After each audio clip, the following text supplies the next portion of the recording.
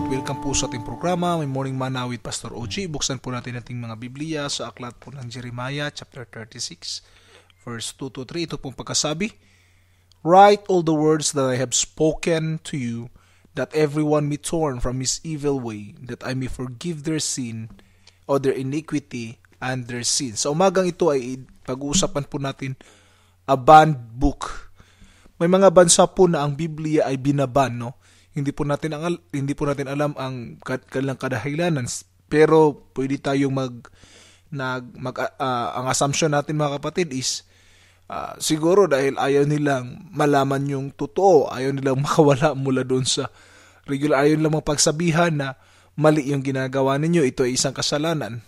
Pero ito po ang magandang balita. The only way to know we are right is to be willing to discover where we are wrong.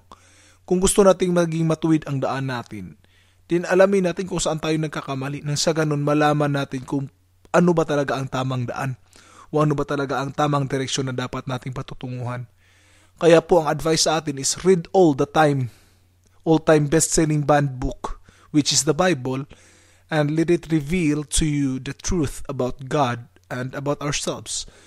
Dapat lang nating tingnan na ang Bibliyang ito ay hindi po sinulat para lang maging spiritual guide, but it is a manual for our lives.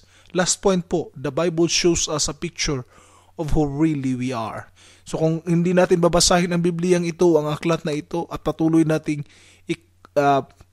ipapatronize yung concept ng mga iilan na banned ang book na ito, banned ang librong ito, then we will not grow in our faith.